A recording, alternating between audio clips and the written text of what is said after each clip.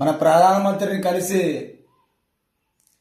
తెలంగాణకి ఎంత వాట వస్తుందో, ఎంత సంపాదన వస్తుందో అంత సంపాదన ప్రజలకి అందరికి కూడా వాట పంచేయాలనేది కోరుతున్నాను. మరి నేను అట్టదానికే అసెంబ్లీలో ఈ చర్చ జరిపి ప్రధానమంత్రి నుండి ఈ చర్చ జరిపి తెలంగాణ ప్రజలకు బీద వాళ్ళకి ఎంత వాటా వస్తే అంత పంచేయాలనేది నా కోరిక.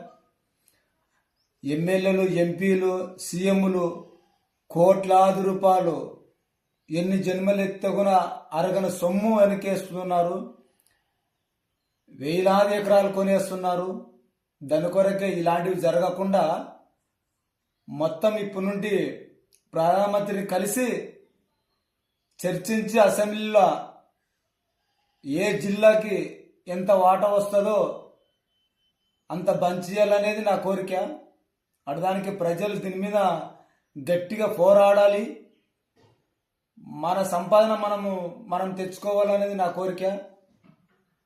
అటదానికి ఇప్పటి నుండి ఏ ఎమ్మెల్యే అయినా, ఏ ఎంపీ అయినా, ఏ సీఎం అయినా ఖచ్చితంగా